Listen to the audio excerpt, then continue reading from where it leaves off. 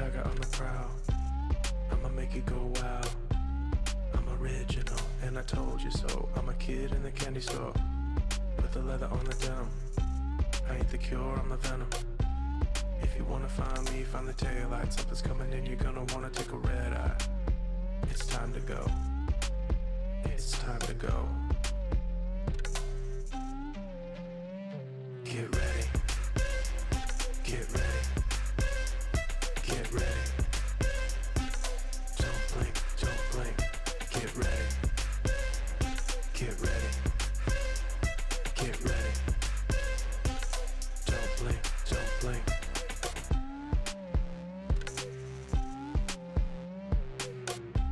I don't wait for nobody. I'ma sign my name on the dotty. City lights call my name, drawn to the flame, and I'm feeling kinda naughty. I hit the ground running, step out the door and I'm stunning. Better hold tight cause you know what's going down. I'm setting the pace cause this is my town. So get ready. Get ready. Get ready. Don't blink, don't blink. Get ready. Get ready. Get ready. Don't blink, don't blink.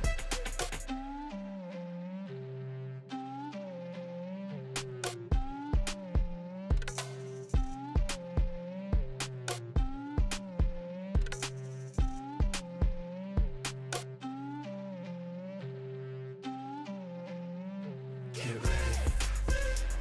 Get ready. Get ready. Don't blink, don't blink. Get ready. Get ready. Get ready. Don't blink, don't blink.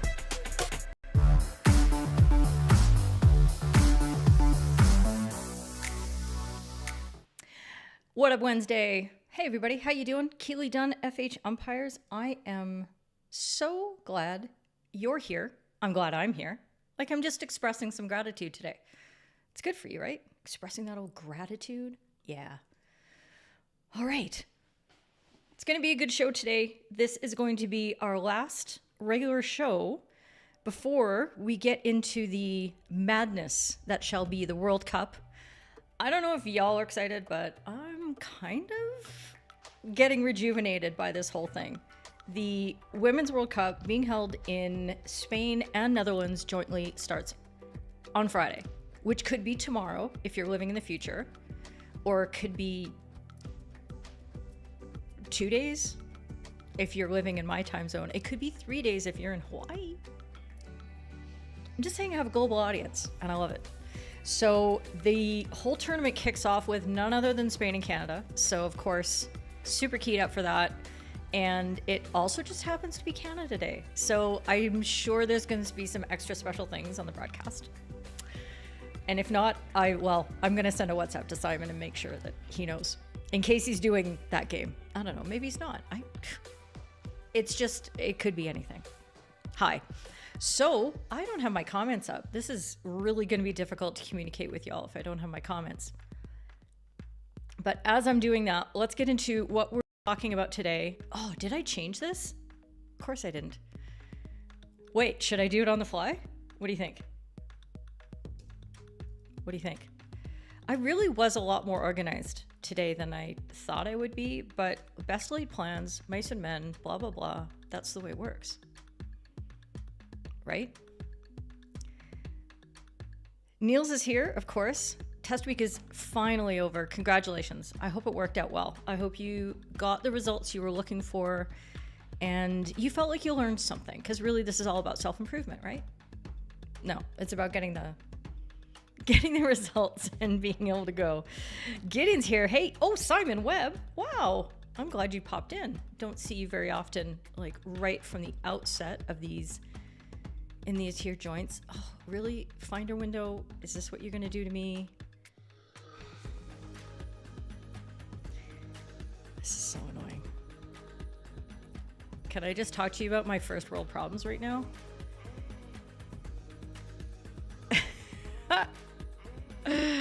I have windows hiding behind windows and I just don't know what to do. Stain, good to see you. Looking forward to talking about the topic, one of the topics you brought up for us, which is coming up in the topic section that I still have yet to queue up. Look, I don't know what you want from me. Perfection? Not gonna happen. This is so frustrating.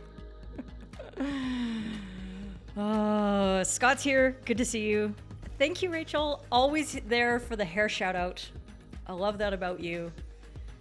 And yeah, I don't know. I was in the shower and thought, I think I'm going to do something different. I'm also going to take tomorrow off to go kayaking.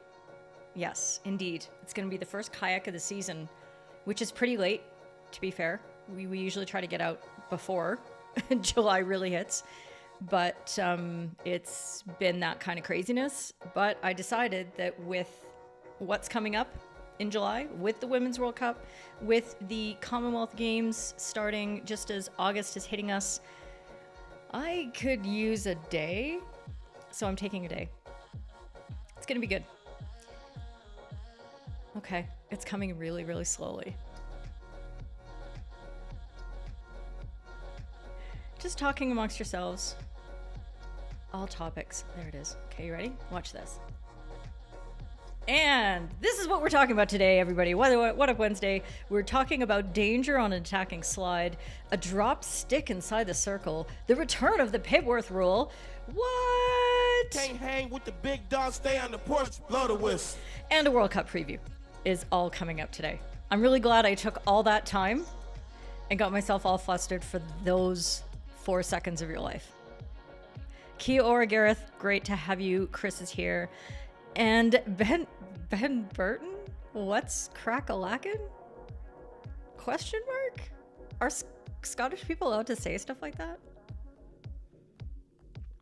I'm confused. I don't even know where I am. Okay. Let's get into our first topic, and then I will intersperse announcements. Don't let me forget, okay? I rely on you guys to all keep me sane and ready to go. Here we go. First topic, danger on attacking slide. This came up in the Discord server. After the second quarter here from HC Den Bosch.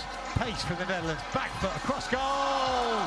Terence Peters sliding in because Thijs van Dam has just put it on a plate in front of him and offered him the opportunity to get in, and the defensive intensity of Spain, they knew they had to get somewhere near him, and Rafi is all over him. Turnover, midfield, pick, release, eyes up, in, across goal, one touch, on a plate. Peters gets a touch, but not enough of a touch. The defender is trailing in his wake. He's in front, that's exactly where he needed to be. The second quarter okay. Here from HC Den Bosch. Pace from the Netherlands. Let's move to the next scene, as you can watch it on replay. So the question that was posed to us in the community is this a dangerous slide tackle? And therefore, should it be penalized as is instructed in the FIH briefing with a 10-minute yellow card? I'd like to hear from you first. Gideon, you don't get to say anything. Okay? Because I know where you're at on this. And I appreciate it, and yet I still want to hear from everybody else first. Okay? So let's hear about it. Y'all are quite aware. If I go to this section here, this is the carding guidance in the FIH briefing. 10-minute yellow cards. Physical fouls, dangerous tackles that ground or trip players, including sliding tackles by both attackers and defenders. Okay. So that is expressly included as an attacking slide can be a 10-minute yellow card. What do we got? Marty Beck. Hi, friends. Good work, Gideon. You got the memo. Good. Chris says no, not a sliding tackle. And for Rachel, not a tackle. Neither player was in possession. Attacker was just trying to put a stick on it. Okay. Not disagreeing with anything I'm seeing so far, but I want some more. I want some more meat here, people. You didn't see any extracurricular activity by the defender. I guess what you're trying to say is you're not seeing anything by the trailing defender that took that attacker down either. For Scott, the attacker appears to be sliding safely first, and then the defender chooses to follow, making it dangerous themselves.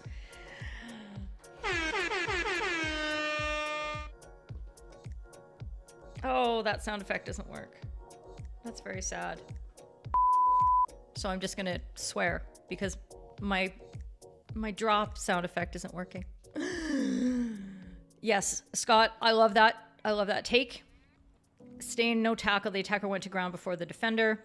Eggleton, your personal opinion is that the attacker slid in front of the player, away from the player, and the defender went over the player. Yeah.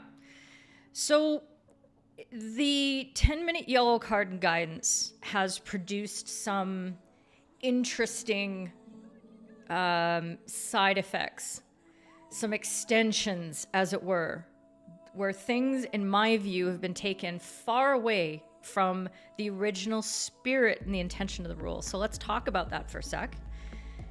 That being that the reason that we don't like slide tackles so much, the reason that they are so dangerous, is that first of all, the attacker who, minding their own business, minding the ball that's on their stick, often has their head down. They're looking for passes, perhaps looking for options. They're doing all these intricate things with their stick, and they are less able to perceive threats coming from defenders around them. Okay, so they're in a vulnerable position right off the top. And then when a defender is going to ground, they are doing so in a way where they will forfeit control over their body, and they do so knowing that they can't use their body to play the ball. This is very different from a goalkeeper slide tackle, and we've had a lot of really interesting scenarios on the show over the last all the time where I've pointed out that difference and the expectations of a defender going to ground or a field player going to ground and a goalkeeper going to ground. When they do so in the circle, they're entitled to. They're expected to. And the onus is on attackers to move around them. Not so with the field player. To construe this kind of action as a sliding tackle, first of all, I know that the briefing says very specifically, sliding tackles by both attackers and defenders. This is a miswording. It has to be, because the definition of a tackle means that you have possession of the ball. You could say a sliding action by both attackers and defenders. That's fine, but you can't label this as attackers as tackling, because they're not.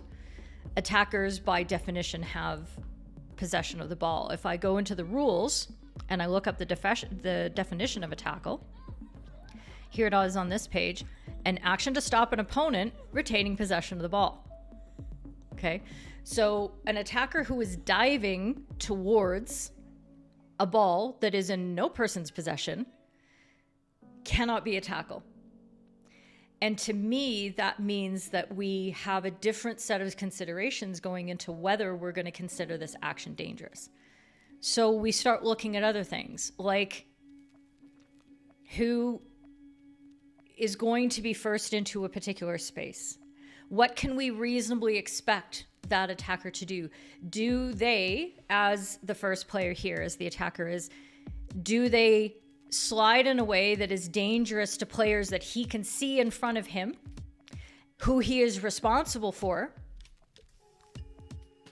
Can a player cause danger to an opponent who he can't see or who is behind him? Why should any ball carrier or any player who is going to be first into a space change what they're doing because there's somebody on their tail? Absolutely not, as far as I'm concerned. It's just like the attacker who's running down the middle of the pitch and they've got a trailing defender and that defender runs on their heels, trips them up and takes them down. Yes, that is a 10-minute yellow card. That attacker can go in whatever direction they want. They are not obligated to stay out of the anticipated potential, like who knows what the defender's going to do behind him, running path. That would be ridiculous. It would be absolutely nutso for him to say, oh, I'm sorry, allow me to dribble out of your way. No, it's the attacker's way. The attacker has the ball. So we have to apply that same logic to this kind of situation. And the defender has control over what they're doing. And the defender is trying to tip that ball. The defender is trying to make a play from a very risky position, reaching behind. From that position, that player could have taken down that attacker. If he'd run on his heels and that had been the action that took the attacker to ground, what would we expect the penalty to be? So why is it that suddenly, because the attacker chooses to slide into a space where there's no danger to the goalkeeper in front of him, now suddenly that player can't do that because that defender's coming hot on his heels and trying to make a play on the ball that he's not going to get first to? Danger perhaps to self, Jenny. Indeed. Chris, bit sloppy or intentional with the stick to the attacker's body, but I don't think the defender was the cause of the attacker going down. No, I don't think it was either, because he wouldn't have slid in the manner that he did. But the question that was posed to me was, does the attacker do something? Is the attacker producing danger? And to me, no. The defender has choices in what they're doing, and the attacker is sliding away from the defender, has all kinds of room to maneuver to protect themselves, which is very different from the slide tackle aspect, to which we do ordinarily apply that 10-minute yellow card sanction to. The same vulnerability isn't there. Who is causing the danger? So always keep that in mind. Always think about who is taking what initiative, who can see whom. That sounded so official English language-ish. Okay? And that applies to everything. Danger is not just one team's responsibility or one player's responsibility, necessarily. David, but if the attacker slid into a defender that was gold side of the slide, it becomes dangerous. Very, very likely. Okay, I don't want to say very likely. I want to say likely. If it, I have a lot of problem with this notion that we're going to be penalizing all these attackers. It depends, to me, where they are and what they're doing and how far they are away and what direction the attacker slides in. So let's just say likely. It's probable. How's that? It's probable. Scott, if the attacker was lying stationary on the floor after playing the ball, so no obstruction, and the opponent ran over them and tripped, it's the opponent's fault, not the attacker on the floor. With the opponent coming into the scene after the ball had been played. Yeah. So I think we've got sort of the gist of that. And I think it's important for us to work through the principles so that we can figure this out, because the tendency has been to look at that guidance and then just to take, well, slides are dangerous. And then we broaden the criterion that can satisfy a personal penalty. And we're doing so on the basis of language and stripping out words like tackle and not considering why the rule is there. Okay, so always look at that. If your hockey gut is telling you somehow in this situation that the attacker is to blame for this, I want you to watch more hockey. I want you to watch more hockey. All right. Good work. 2-minute drill. Man, Man, we're racing through this stuff. It's only 20 after. Could this be the show? Could this be it?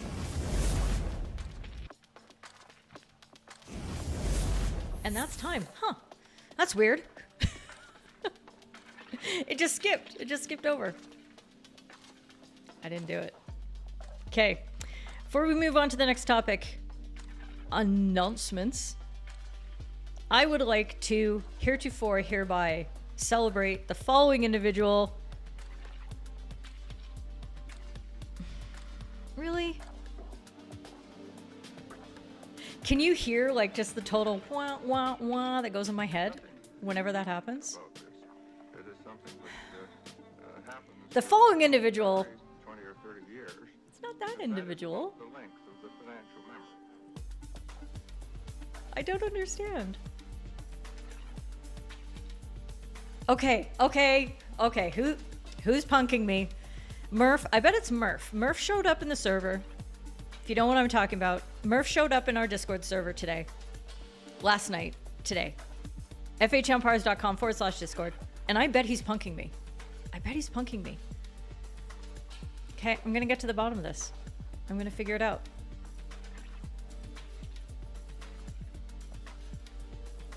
I don't.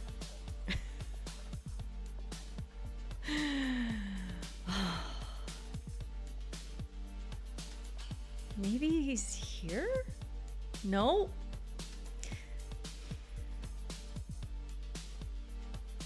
Okay, watch this. You thought that was fancy, friends. What I did before, watch me do this, okay? I changed this last night. I know I did. Okay. Heretofore, this following individual, Marcos Rossetti! Oh, no sound. Anyway, confetti. Marcos is the latest member of the FHU3T Green. I am so happy. Hola Marcos, ¿cómo estás? ¿Cómo están? Y mi español es muy malo, muy malo. Lo siento. Pero espero. I don't know what the verb to improve is. So I understand a lot more than I can speak, is what I'm saying, because I've been around a lot. So one of the things I try to do, Marcos, is when Soledad does her lives, I tune in and I try to follow what's going on, which is really hard because Soledad speaks like muy rápido.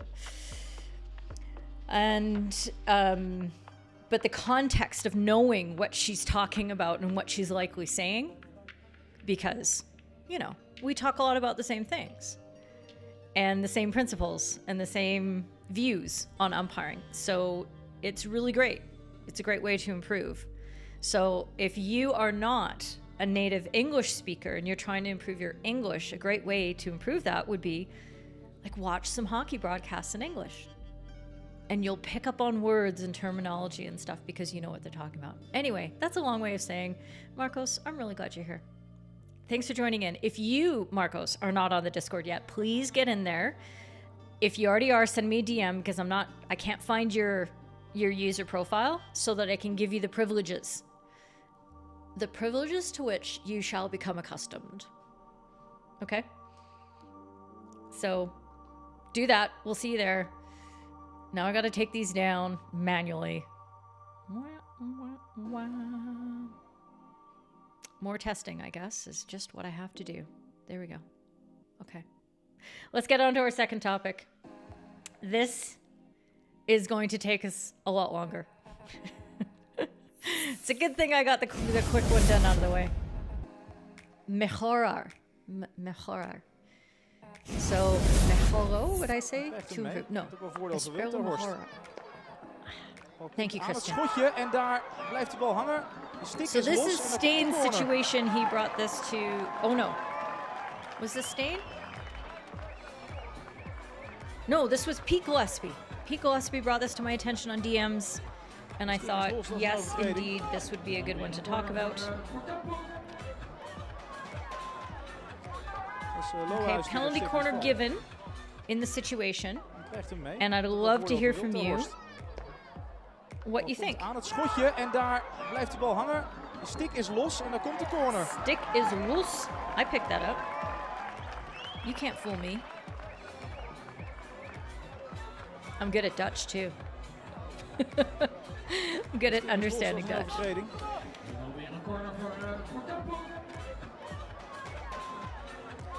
Dat is Lohuis die op stick liet vallen. Okay. Hij krijgt hem mee. Had ook wel voordeel gewild. So let me know what you're looking for. What pieces do you put together? And then we're going to take a little journey through the rule book together. It's going to be really fun. And meanwhile, I'll just sit here and I'll just zoom. I'll zoom out. I'll zoom in. I'll zoom out. I need to get out more. You know this break that I'm having tomorrow? I need it. What? You volunteered at Glastonbury? Oh my gosh, that must have been really fun. That must have been amazing.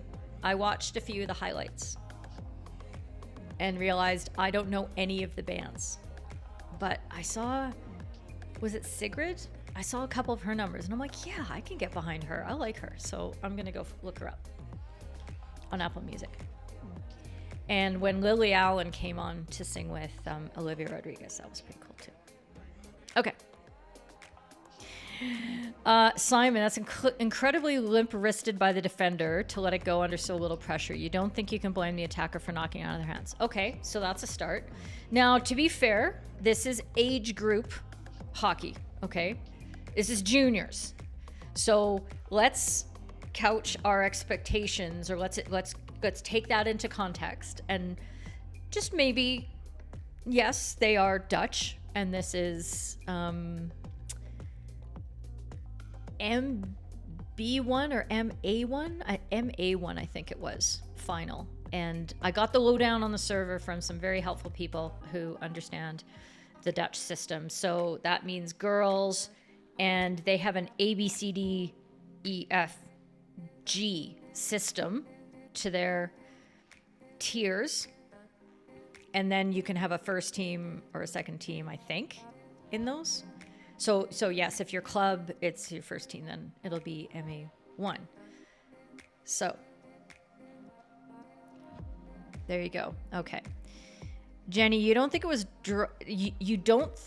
didn't think dropped was a foul unless it interferes with play. Throwing would be, though. Jenny, excellent point. Thank you for bringing that up. One important factor rule in these scenarios is that a player can't do anything without the stick in their hand. True. Vigor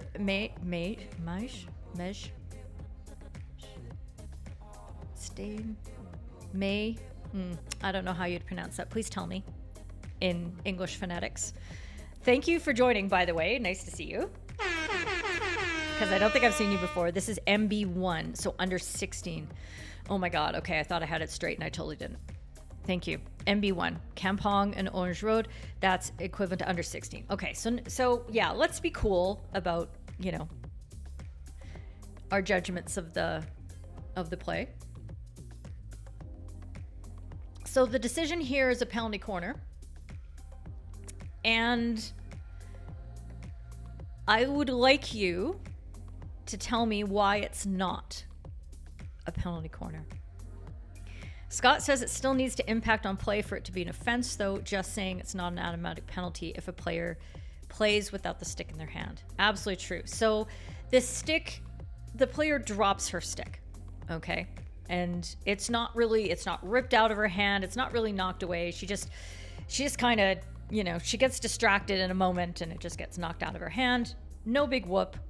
And then the save off the keeper rebounds and it makes contact with the ball makes contact with the stick. And it's at that point that the penalty corner is called. So since you're dying for me to show you all the rules about this, let's have a look. Gideon, it may or may not be relevant, but it's also the back of the stick. Does that impact on decision making? No, because the player isn't playing the ball with the back of the stick. The player isn't playing the ball. because they don't have their stick in their hand. So I would not declare that to be relevant whatsoever. The first rule we're going to look at is the one that Scott has been alluding to already, which is players on the field must hold their stick and not use it in a dangerous way. Okay, so they have to hold their stick. That's the rule. So if a player drops their stick and then they're running alongside somebody who has the ball and they're, you know, trying to channel them into space, or they're actively participating in the play in a way that disadvantages the opposition, that is a foul. Okay? That's the first one. 916 is the one that Jenny alluded to, which is that players can't throw any object or piece of equipment onto the field at the ball or at another player, umpire, person. Okay? The guidance here talks about what happens if any discarded equipment, such as a hand protector, knee pads, or face mask after a penalty corner. So that guidance tells me we're looking at, here are the examples of penalty corner protective equipment. If it hits any of that, a free hit should be awarded outside the circle and a penalty corner awarded inside the circle. Okay. I think we can all agree that the stick is not a part of penalty corner protective equipment. Okay, so this guidance doesn't apply. And I think we can all agree as well that that stick was not thrown. Okay, it was dropped. It was just dropped accidentally. She didn't move towards it. She didn't, nothing like that. There was no throw. Okay. So far, all we have is potentially maybe the player participating in the game in a way that disadvantages the opponent when she doesn't have a stick in her hand. Then we have 11.8, which I like to call the third team section. It's the umpiring section of the rules. If the ball strikes an umpire, unauthorized person, or any loose object on the field, play continues, except as specified in the guidance to 9.16, which we just looked at, right? This was 9.16. That's the guidance. So that's a loose object on the field that requires a different treatment than play continuing. The last provision that we're going to look at is the penalty stroke provision, which overrides 9.16 as well, in that if the ball hits a piece of equipment lying in the circle and a probable goal is prevented, a penalty stroke may be awarded. Okay. I would argue that this is still the same equipment that's being talked about in 916. Okay. They're still talking about protective equipment that's been discarded, I'd say. But even if I'm wrong, and that stick could be considered a piece of equipment lying in the circle and just that it's considered a piece of equipment lying in the circle, it doesn't prevent a probable goal. The ball's actually moving away from the goal at the time. Okay, so definitely not that. So we haven't prevented a probable goal. We haven't got a piece of protective equipment from a PC. I don't think we have a player at that point who is participating. She's just trying to go pick up her stick. She hasn't obstructed. She hasn't done anything yet. Maybe, maybe in other circumstances, if play had continued, we would have seen a foul. Totally fair. Okay, in which case it's 9.2 and we award a penalty corner. But this is what we have. We have an 11.8 situation, friends. The ball has struck a loose piece of equipment in the circle. And it's not a penalty corner. Okay? We expect this. And I remember a time back in probably it was 2006 or 2007. I remember this so clearly because I have told the story on the stream, so apologies if you've heard it before, but I was doing a National League conference game in the North, and it was Liverpool Sefton and somebody else. and we had a player dropping their stick, and the players are screaming at me for a penalty corner, and I had been playing advantage, and then just before the ball was about to be hit into the net by a loose attacker because the ball careened to her, I called the penalty corner for them, and I said, how do you like them apples? And the players were really worried because I was obviously very angry at that point when I said that statement. And the captain came up to me a few minutes later and said, are we still fighting, or are we cool? She didn't say it like that. She said it with a British accent, but you know what I mean. Very Liverpudlian accent. Scouser. Anyway. I haven't gone back to 2006 rules, or it would have been the 2005 rule book because we were on odd years at that point. I think I got that wrong. Unless something else had happened that would have been a penalty corner. Maybe it would. But that's just a loose piece of equipment. Okay. Let me see what we have here. Yes, I know. But I like to try. Vigor, I really like to try. And if I can't, then I'll just make up a nice name for you that I can say. But I say Stain properly. Stain and I, we've bonded over this. So there you go. Rachel, it's not discarded after a PC. It doesn't stop a probable goal, so play on. It's not 9.2. Players on the field must hold their stick and use it in a dangerous way because it's not dangerous. It does say and. That's a good point, Stain. I think you can read that as a conditional and, or else and as well. I think that we have interpreted this rule in the past that is an either sort of and. That they have to hold their stick and they can't use it in a dangerous way.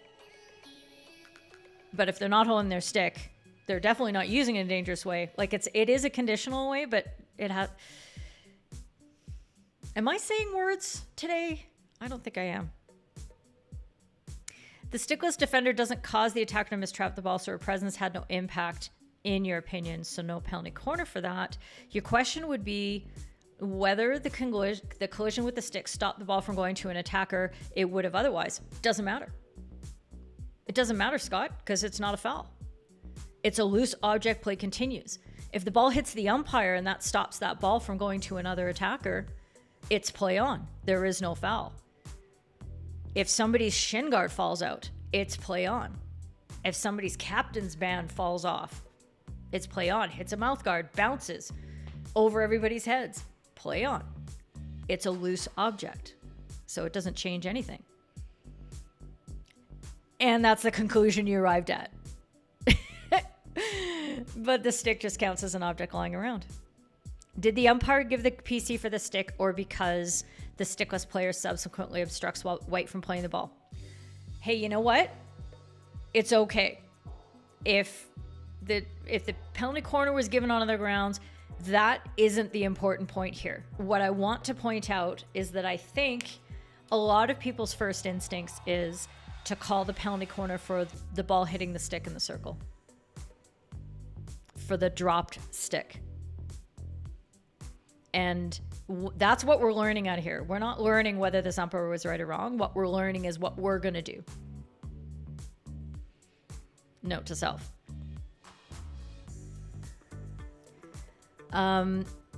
Is that what he called? Okay. I don't think there was really obstruction there yet. Anyway. And think about the delay in... There's no obstruction there. He waits until the ball hits the stick, and then he calls that. That's the moment he does. You don't think the attackers are disadvantaged either? Yeah. 12.1 would suggest keep going anyway, but there's no foul to even play advantage off. Okay. I understand that, David. And clearly I just admitted to thinking I'm pretty sure that these particular rules were all worded that way. I'm going to go back because why not dredge up a mistake I made 17 years ago? Like, that sounds like a good thing to do. such an idiot. But I am going to go back because I think the rules were worded the same way. So it's a very natural mistake to make. It's something that we think is very true. It's not, but discarded piece of equipment, that doesn't matter. It's discarded penalty corner equipment, protective equipment after a penalty corner. The rule is very specific.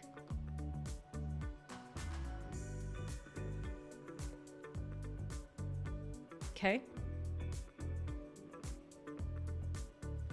It hasn't been thrown, but it's discarded equipment such as these things following a penalty corner. Those conditions are both required.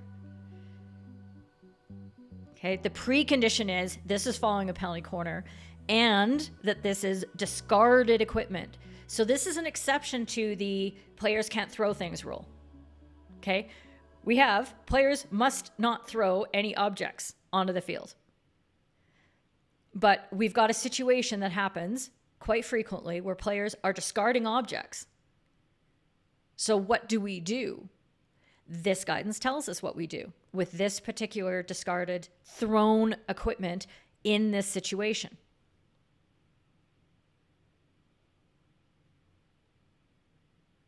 And that's totally fair. Chris is saying he didn't think it was obstruction either. And Scott, you only reached that conclusion thanks to the guidance. Yeah, and I had to do the same thing. So 20 Europeans, this happened in a game. And I talked to Sean after the game because I was also wrong at that point too, because he called a penalty corner. It was Russia and somebody, and a player dropped a stick and called a penalty corner. Not a single person blinked on the pitch. And I get a text from Rob 10 Cat, and he's like, you know what? And I was like, what? So that's why I have a look at it now. And that's how we learn as a community.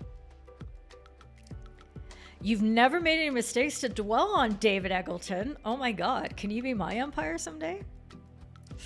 Discarded is an active process. Yes, dropping accidentally is passive. Yeah, absolutely. There you go. Good times, friends. Good times. The things we learn together. Together. I love it. Okay, where are we at with time? 12:44. Excellent. Despite all my technical problems, I feel good today. I feel good. I really do. The return of the Pibworth rule.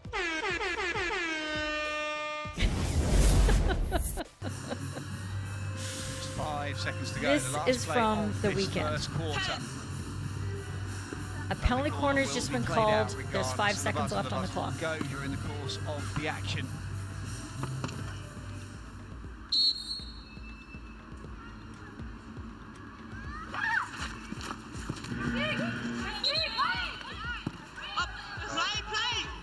The whistle's gone at some point. The whistle's gone within the game. Okay, so the umpires put her hands up because she blew when the buzzer went when the corner hadn't gone over. It looked like it hit a backstick anyway. Yeah, but So I think it's already it may outside well the dot line. have been. No, I will ask. Yeah, I will check with my colleague. Yeah, no. Okay, so Cindy's blowing her whistle, Unfortunately, and she the made the umpire double blew whistle her sound whistle when the buzzer went, signifying the end. Although when the play was buzzer going. had gone off. That's the buzzer, and that's the whistle had already gone at that point. Okay, players stopped. There's the little top edge that I thought might At have that been a point. backstick, which would have made the play sort of a fair conclusion anyway. The umpire's just So consulting. we're at the quarter break. We have the we have the match manager involved, It is talking United to the States nil, manager of the Belgium USA nil. A lot team. of goal-mouth action from a Belgian perspective, but the United States at the end just coming back in with a couple of set plays. Can we ask them? Yeah. Yeah. Now I Plays clipped at the out end of that period for a Belgium, chunk of just time. a little bit looser, a little bit less energised than we've heard before. This is after about 2 minutes have gone. And then They're Belgium asking for the backup. requests a referral. They're asking for the. No, they're asking for the referral for the backup stick. Yeah, from the USA. Yeah. Amy, Yes, I can hear can you. you check the backup stick from USA? On the top of the corner, the D. Okay, I'm looking for back stick. Yes. Okay. So it There were a appears few that minutes in actually the whistle not a few was minutes, but blown several seconds for back where stick on the Emmy top, as I thought it struggled was. to It looks like back stick understand to me. why Belgium That's had what it's referred blown for. The USA this. have chosen Okay, to go so there to was a referral miscommunication in the about break, what bizarrely, happened that got to this say point. It wasn't, so should they get a penalty corner re-award? I mean, the whole Why quarter-time break has Belgium- pretty much gone up. Why Belgium would refer this seemed very, That, very to me, mysterious to was everybody. back stick. It looked like it in real time. So, They're asking for the referral for your backup stick. given that Okay, I have a decision for you. Yes. It was back stick by USA. And this is why, So at this free point, hit Emmy out. doesn't know what to say. So the backup stick from the USA Yes. and free out, and Yes. Belgium keep the referral, Yes. right? Yes. Okay. Yeah, the backup stick, so it's free out, the finish. Yeah. Thank you. given that was the quarter Okay. time. Lots of confusion. And the reason that I'm going through this is simply because it's another illustration of the Pibworth rule in motion. Now, if you don't remember what the Pibworth rule is and when we uncovered it, it was What Up Wednesday, episode 50. I've got a link in the description below. If there's a moderator in the crowd, you could even pop it into the live chat. Just copy it and pop it in there as well. And what I believe happened behind the scenes, but because we went to a quarter break and then Simon was showing all the highlights and we didn't know exactly what the content of the conversations were, allow me to try to decipher all of this so we understand. What essentially happened is Cindy mistakenly blew her whistle when the hooter went and caused the penalty corner to be affected. Okay, players stopped moving. The attackers stopped moving, defenders stopped moving. The ball did eventually go outside the 5-meter dotted line soon after, but there's no question that that was an effect. What I believe happened at this point, when you've got the match manager involved and the USA manager, is that they're saying that was a mistake, and therefore, because the PC was not completed, we have to re-award the PC. And this is why. Okay. 6.5 has now been entrenched. There's no black lining to show us because in January 2021, this was amended to add this provision, 6.5D. In the case of the award of a bully at a penalty corner without any of the conditions of 13.5A to F not being completed, then the penalty corner is retaken. And that's what we have. We have a situation where the penalty corner had not been completed. So if an umpire makes a mistake and blows a whistle for no reason, that it can't be determined that there was, say, an attacker foul, then the result would be a bully, which means now under 6.5, it's a re-award PC. Not just at the end of time, but all throughout the game. This, my friends, is the Pibworth rule. Now, we go back to this scenario, and I believe what happened is the match manager and the umpires informed the teams that there was going to be a re-award of that PC. Therefore, Belgium referred and said there was actually, before the whistle happened, the mistaken whistle that stopped the play, there was a backstick from the USA attacker on the stop. I don't think Emmy in the video booth was given that information. she very likely that would not have been transmitted up to her. And so she was like, what do you mean Belgium's referring? Because we're going on to the next quarter, right? So she didn't know that fix, that they were going to go back to essentially the end of the first quarter. Okay? Very messy and confusing. And this is one of the reasons why we talk through these scenarios, just like we did the obscure dropped stick scenario, is that we have to prepare ourselves that if there is a bully awarded, it's not a bully, it's a PC, unless the penalty corner has been completed. Okay?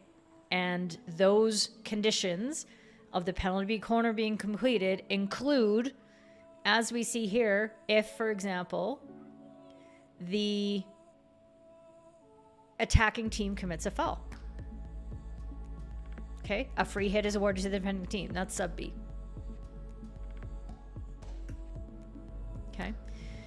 Everything was exacerbated a little bit by some language barriers, but Emmy understood everything that was happening in terms of what she'd been told. But she just didn't understand, and she hadn't been told that there was going to be a retake of that last PC.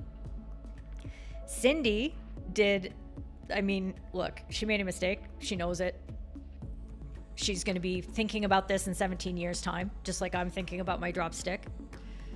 Okay? But even given those language barriers, she actually handled that really well as well.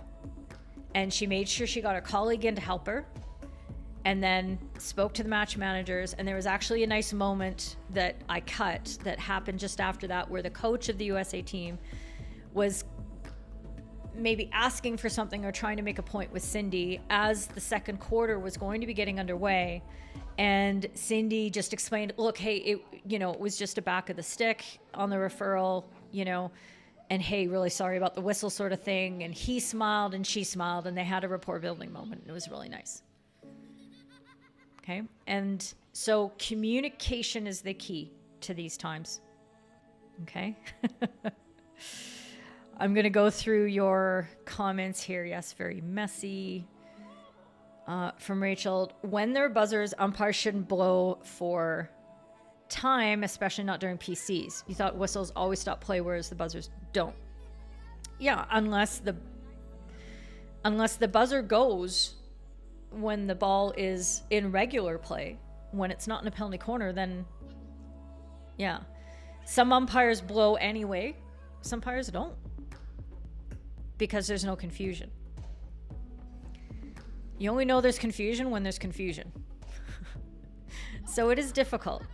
It's difficult. And I guess if you wanted to be super safe every time, it's like, oh, the buzzer's indicating that I need to blow my whistle.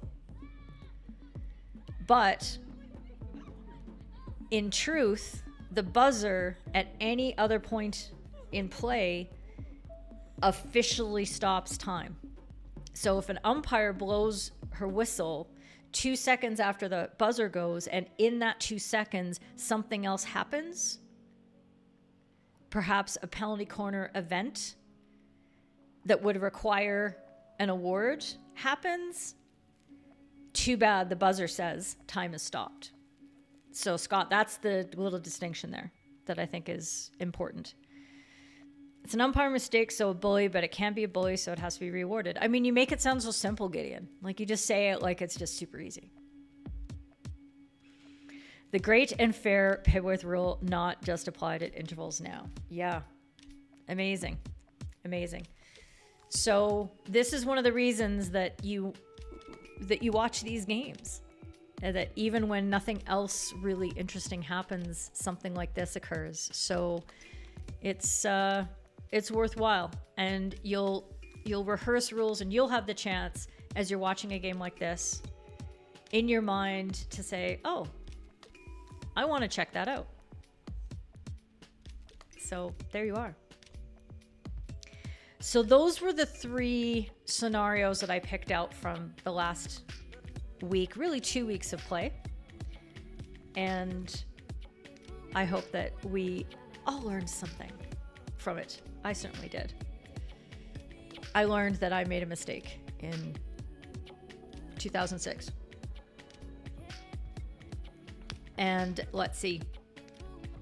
And although Belgium complains the reward is morally fair, says Gideon, one team hasn't had the chance to complete the attack from the PC and the other team hasn't had a chance to defend. Yeah, absolutely. And, you know, if you go back to the What Up Wednesday episode 50 and the timestamp is there to take you right to that Victoria Orange-Rude incident that was so controversial, and Shauna McHalen went to Twitter and was like demanding answers, and then when she got answers, she did say, okay, thank you for that clarification. I now understand that we were in histrionics and it was, you know, unnecessary, and that the umpires did exactly the right thing and it was precisely fair as it goes. The lack of understanding that we have throughout the community and the knowledge there is negatively impacting games. So this is why I go over them over and over again, so we feel more natural. We can turn around and explain things really nice and clearly the way that Gideon did. If it happens on our pitch, hey, you know, this is what the rule is.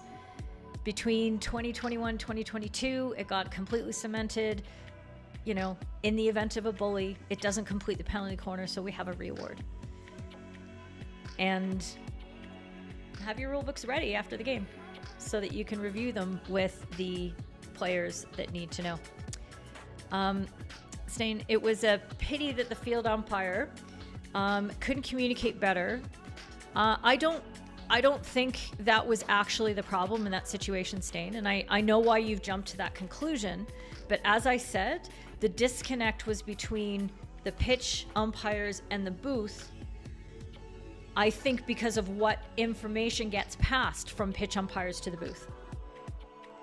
So unless the umpire has explained fully, all right, Emmy, the decision on the pitch has been to go with a re-award. We are still playing quarter one. There's been a re-award because the PC wasn't completed. And now Belgium are referring because they believe a free hit should have been awarded prior to the bully incident. Okay? I mean, let's be fair, that's a very complicated situation. And unless they've got the audio turned on, it's very difficult to get all those messages through. And the FIH, in the way that they try to simplify the language and the words used between the pitch umpires and the video booth and back down, you feel that discouragement from making a fulsome explanation. So honestly, I think this would have happened between two English-speaking umpires as well. Okay, so, and that's me speaking from experience, having been on that kind of pitch, not at that level, but kind of close, pretty close. And from being in the video booth and knowing what gets said, knowing what audio is being passed and what isn't being passed. So, very complicated. And I'm glad she had a good match. It's good to hear. Hi, Armand Preet. Very warm welcome. Oops. Glad to see you there. What's the next big event coming? Strange you should ask that, Armand. I am about to talk about the next big event coming. Are you setting me up or something? Are you my producer? There you go. You're welcome, Jenny. You appreciate me sharing this. Okay. And yes, Gideon has kept it very simple. Okay. So the last thing we're going to talk about, really, I was going to do Pro League wrap up, but nah. World Cup preview. Let's look ahead to the future.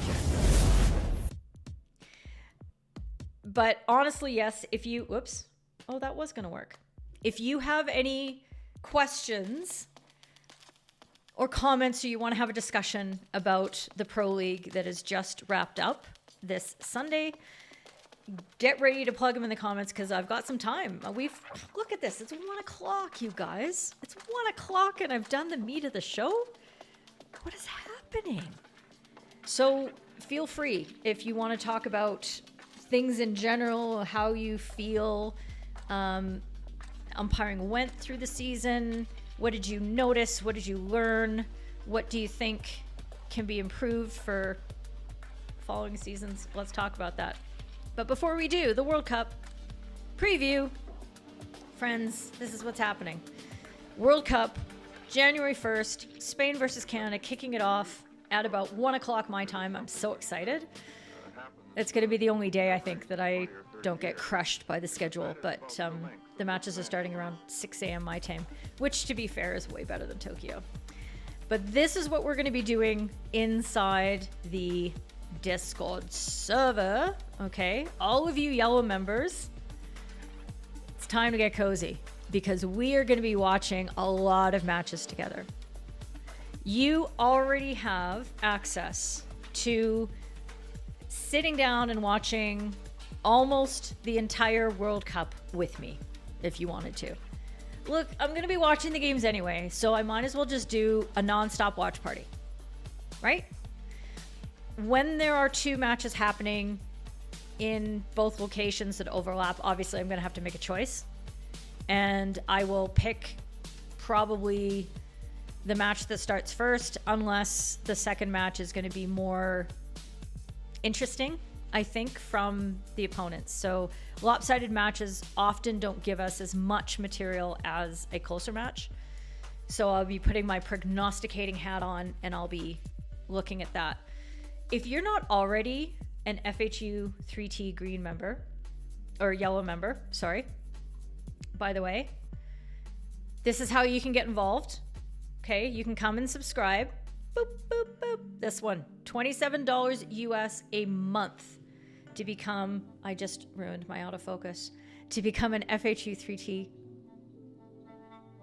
I'm like perched on it, member. Okay, so you can do that, or you can head to, let me put in the comments, FHumpires.com /FHweb/WWC. And you can grab yourself a watch party pass that, strangely enough, costs the exact same amount as an entire yellow membership for the month. Look, I'm not going to tell you what to do. I'm not your mom. I'm just your umpire whisperer. So you do what you feel comfortable with. But if you want to come along and you want to absorb the mentoring and the information and the camaraderie and the storytelling and the inside tea sometimes that I'm able to share inside the Discord server, then you're going to want to come along and grab one of those watch party passes. And by the way, if you're like, well, I'm not yellow, I'm green,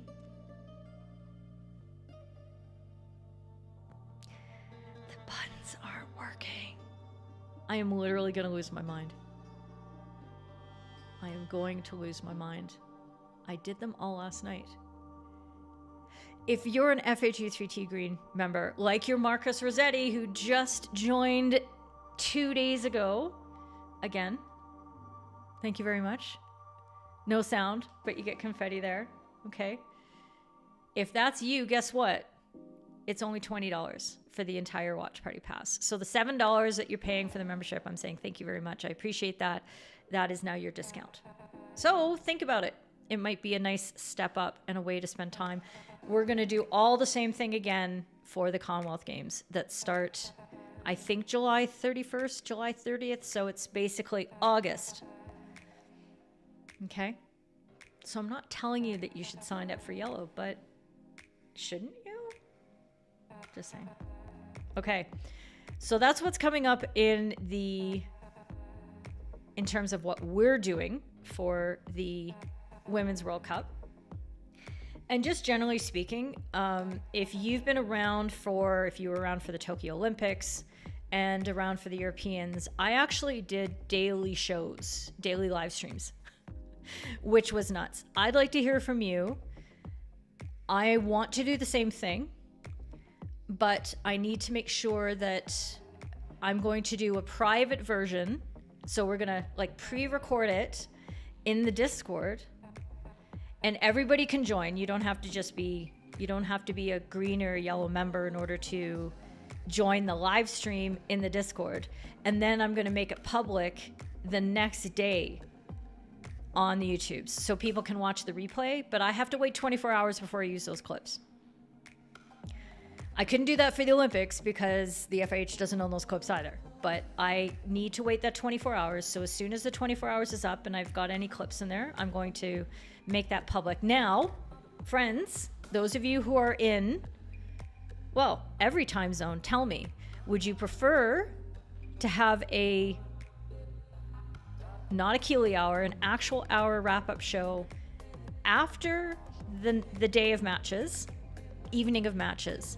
So it'll be late o'clock GMT. It'll be like 2200 GMT. So it could be around midnight in European time, okay, or 11 European time sort of thing, Central European, and 11 or 10 in UK time. Would you rather that, or would you prefer that I do it in the morning before the matches start? And I mean in the morning, like for me. So it'll be really early, but I'm willing to do this for you guys, okay? I'm here to make you happy.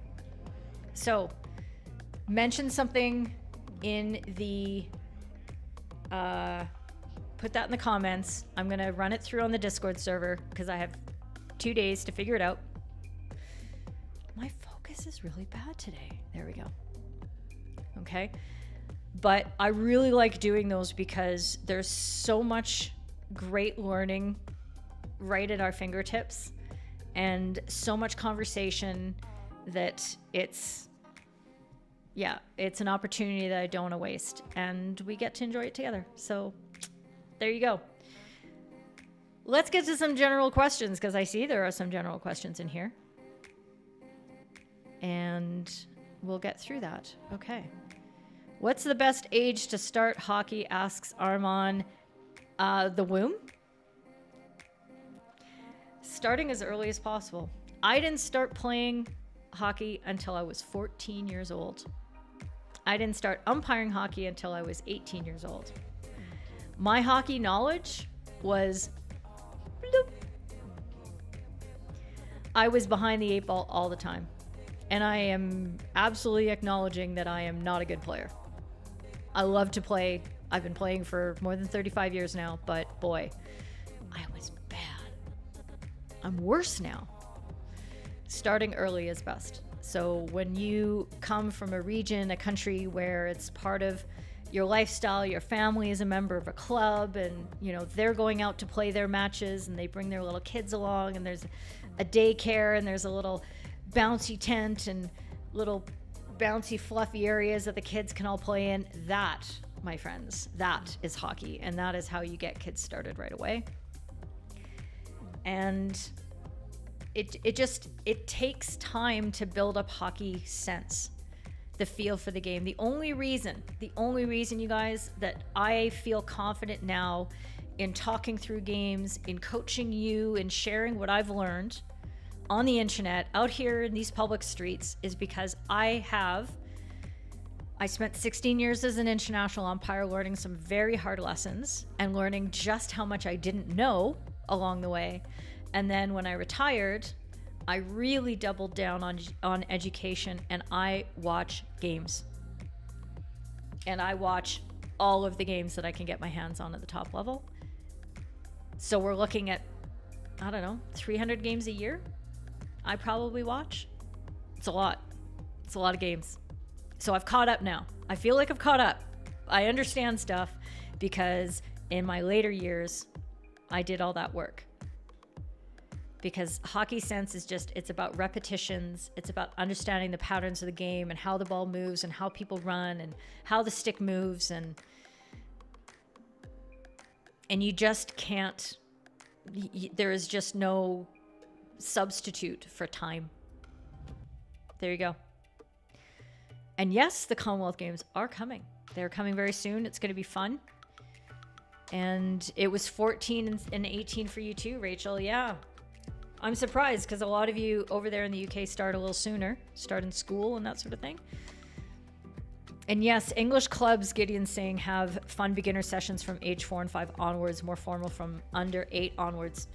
So we actually have, I should mention this because not everybody in my area in Calgary, Canada, starts so late in life, because we've recognized this as a thing, and we do have Fun Sticks programs. I think we start at 6 and try to get some kids involved. It's very, very small though. So you get the attrition, you get kids moving into different sports or choosing to play ice hockey, choosing to play rugby, choosing to play American football, you know, whatever the case might be.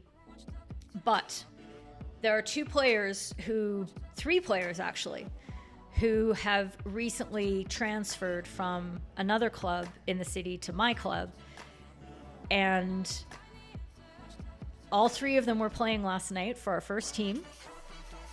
And they were 17 and 15 years old, respectively.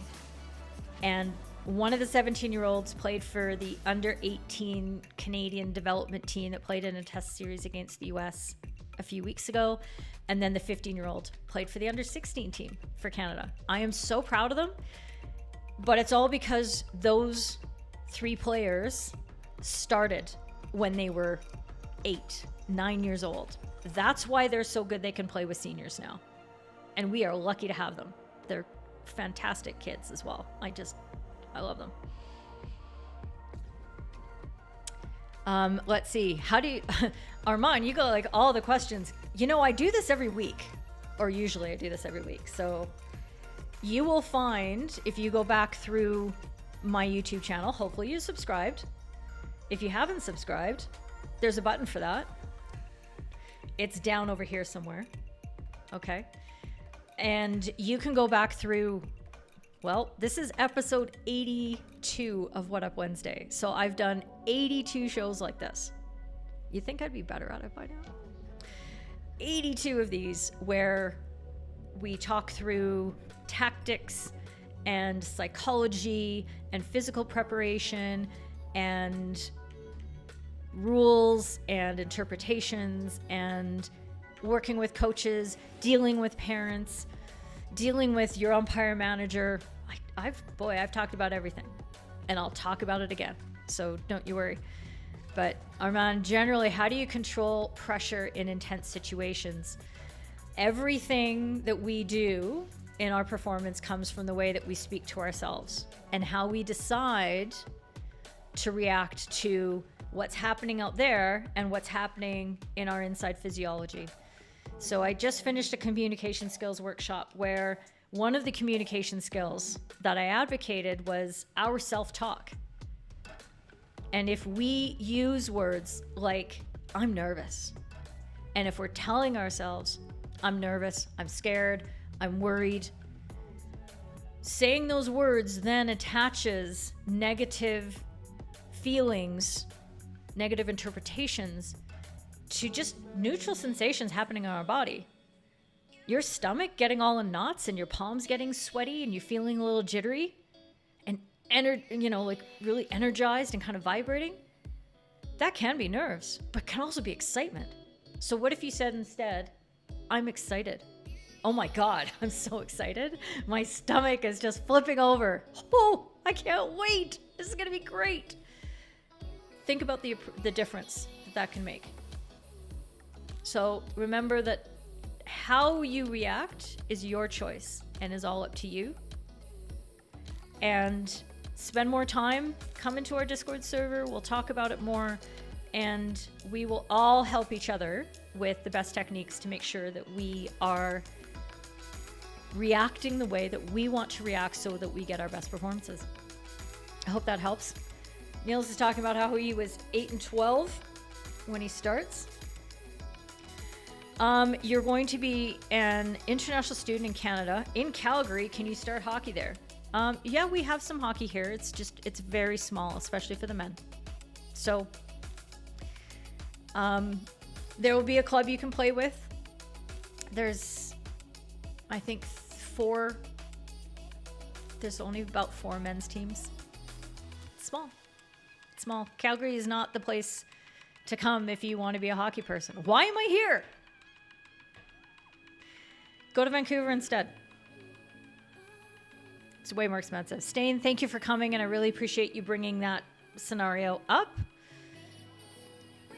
Yes, your palms are sweaty, your knees weak, arms are heavy. Your mom's spaghetti. I know where you're going with that, Tom. There you go. Let's see. I think I covered the questions that kind of spit up. That was great. So, please make sure that you have entered, you have brought yourself as an individual into the Discord server. I am going to be gathering questions from social media, but I will not be responding to them on social media because ain't nobody got time for that, especially DMs. I'm sorry, but if I'm going to be able to spend all this time with you guys and supporting the people who I want to spend the most time with, which is our FHU3T members, I can't spend one-on-one time in DMs. I'm sorry. So make sure you come into the Discord. You can ask questions in there, and there's a whole schwack of people who are really, really smart and can get involved.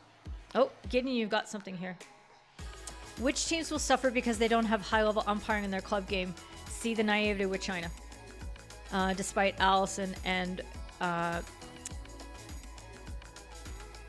French for men.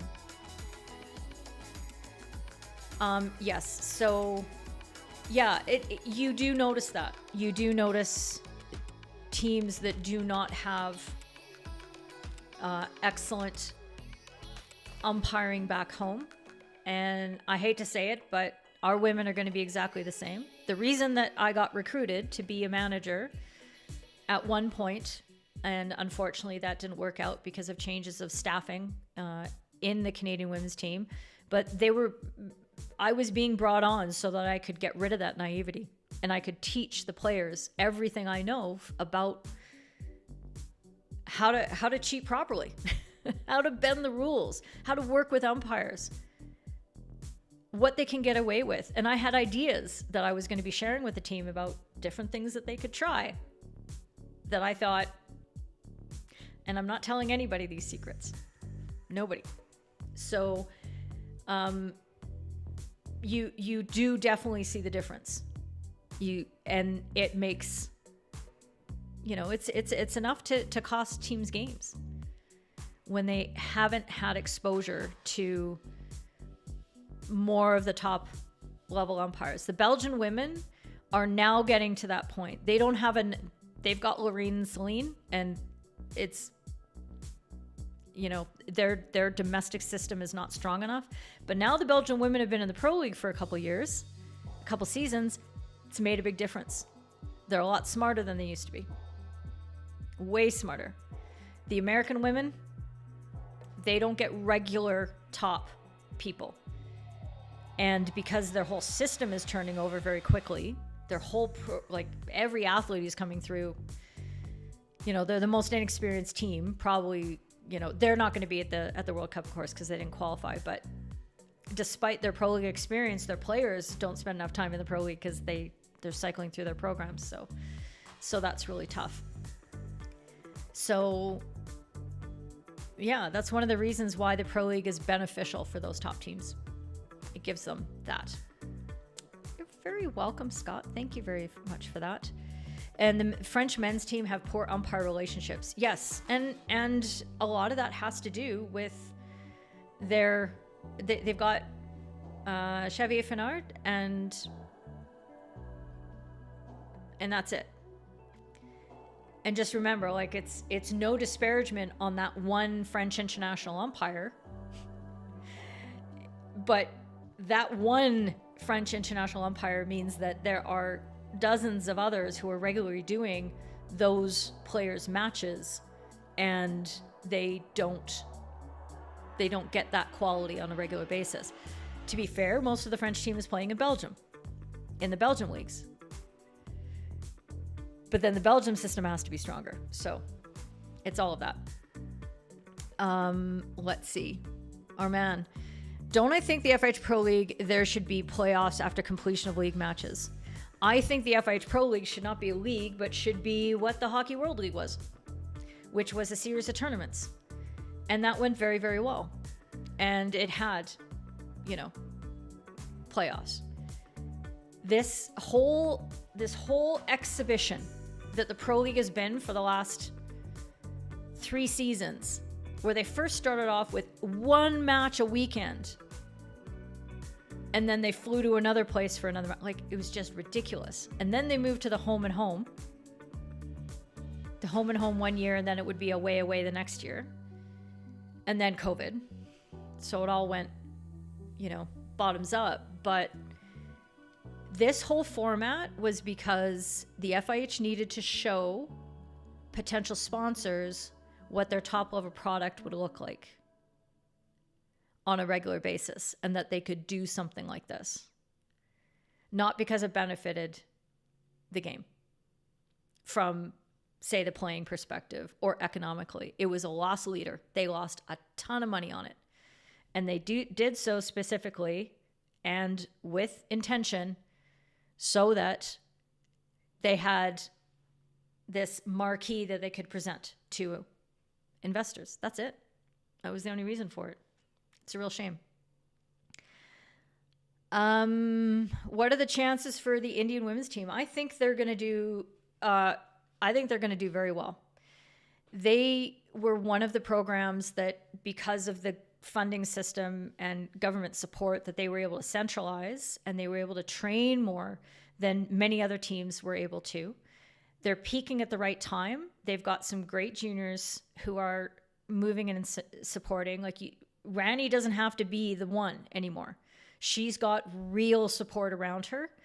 Will they make the top, like, will they make the semis? I'm not sure.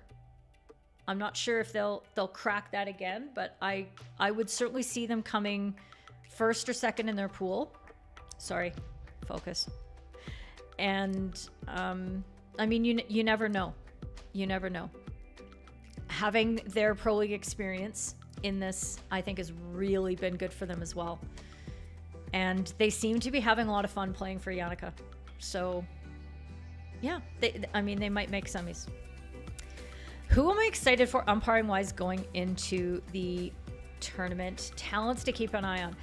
The World Cup is the entrenched players. They're the people that you've been seeing a lot of. What I'm excited to see are, well, I'm interested to see how umpires are going to handle the different amount of experience that they've been able to have as the sport opened back up again after the lockdown. There are umpires who are going to be at that tournament who have had very few games leading up to this. And as I saw at the Europeans last year, those umpires who weren't getting Pro League matches regularly, like Lorene and Sarah and Lorene and Lorene and Lorene and Celine, they got a ton of matches, those two. A ton. I could do a cap comparison that would probably blow your mind. I'm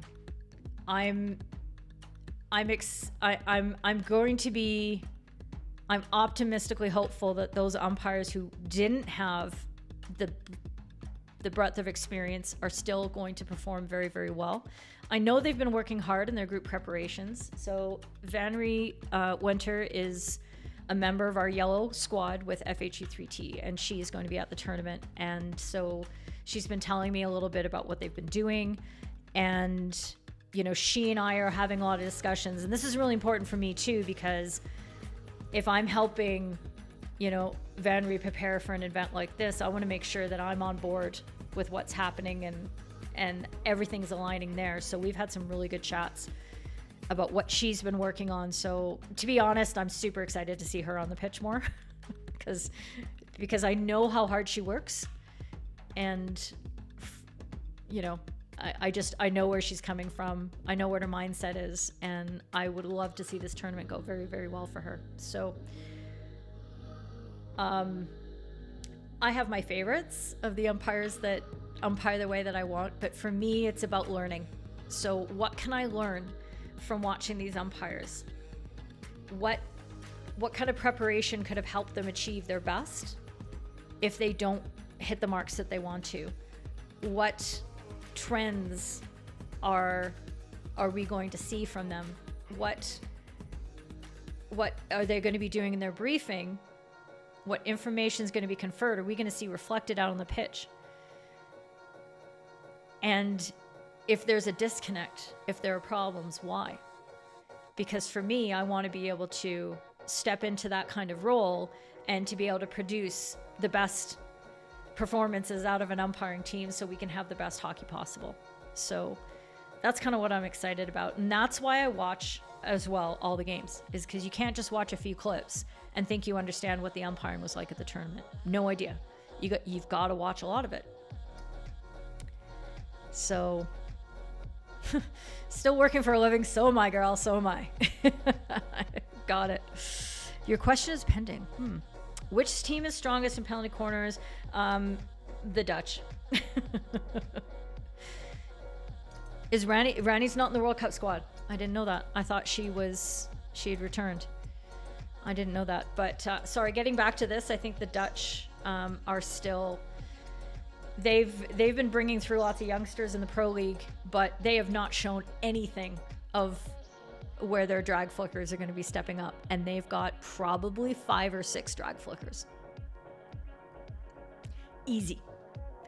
And there are players on that team who drag flick for their, in club matches, who will never get a sniff at the top of the circle in a World Cup game. Because there's so much quality in that respect. So, Gideon, what worries me for the umpires? They all make great decisions, but you see notable differences with control ladders, for example. Yeah, I mean, that's always the biggest concern, because if things are consistent, but even if they're not, say, maybe they're not stepping through and stepping off the control elevator at the floors that I would think produce the best results in a game. If they're all doing the same thing, that's going to be a better result. Always. So, I think, like, this is always the tension. Whenever I walked into one of these big tournaments, so whether it was a Junior World Cup or it was an Olympic qualifier, World Cup qualifier, trying to get everybody on the same page, at those events when you had such a disparity of experience levels sometimes, like I'd be down here and then I'd have, Soledad, I'd be umpiring with her, and, there was a gap. And she was that much better than me, no question about it. With the World Cup squad, with the group that they have, there isn't anywhere big of a gap. Ali Keogh didn't get picked up for the Olympics, but she's been doing a ton of Pro League stuff, and she's been working really hard. So when you think of who the least experienced umpires are, it's actually just, it's not those who, they're still umpires who've been at Olympics, or they've been doing a lot of Pro League matches. So it's really should be quite a tight-knit team. And they should be very close to being on the same page. And that's kind of what I have to, look at. What do I think about Harmanpreet, the FH highest goal scorer? He's the highest goal scorer. He's very good.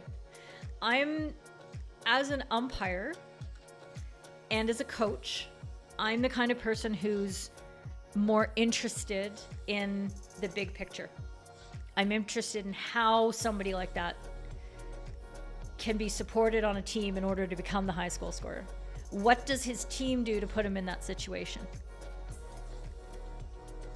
Is it that he is the one who steps up to do all the penalty strokes? Or does his team do a great job in winning penalty corners at the right times when Harmanpreet's on the pitch, so he can be the one who steps up? So I'm more interested in how teams play, what spirit they're using. I'm really interested to see how China does in this. And I've seen a lot of their games on the top stage for the last 5-6 years, and they've been disappointing. Just always, you look at how incredibly fit they were. Oh my God. I watched their junior team warming up at a Junior World Cup, the one in Boston in 2009. And the juniors, they were doing squats with each other on their back as a warm up. Just like, yeah, cool, casual, like, let's go. They were doing full-fledged workouts as they were warming up for games. They were incredibly fit and strong, but weren't able to transfer that work ethic on the pitch. We've seen signs in the last few weeks that Alison Annan has brought out a different spirit in them. You see them laughing on the side of the pitch a lot more than you did before. They look looser on the pitch. And I'm not saying they do everything right now, but you don't hear them sort of screaming and yelling at each other the way that they used to. You hear a lot more delight and a lot more direction, I think. I don't understand Mandarin. But I want to see how they do, because that is an interesting story. And that is a story about systems and culture and all the things that coaches are really keen about. So that was very, very much. And you think the Indian women will definitely make it to the final? Maybe. It's a tough tournament. It's a very tough tournament. Argentina look really good. They look really good. So, and I know I'm not just saying that because they won the Pro League. I'm saying that because they look really good. They've got a good mix of chemistry right now and youth and flow. They look pretty good. Okay, well, I managed to get myself to a Keeley hour again. Thank you for the questions. That was really fun. It was nice to talk about hockey generally. And this is what it's going to be like in the server. Like, let's get together and let's talk more. And of course, it's here, as we always said. Indian men's. Arman? Who knows what's going to happen in those days? But we will wait to see. Right now, I'm focused on Women's World Cup. And thank you, Gideon. It was great to see you. So keep your eye out for releases of shows, not live, here on the YouTubes. So there won't be a What Up Wednesday next week or the week after. There might be one in between this and the Commonwealth Games. Haven't been sure yet, but I'll put up a community announcement, I think. And of course, you'll be able to see there. And you're very welcome, Armand. It was good to see you and hope to see you around a lot more. And enjoy the rest of your hockey week and be awesome. See you soon. Bye.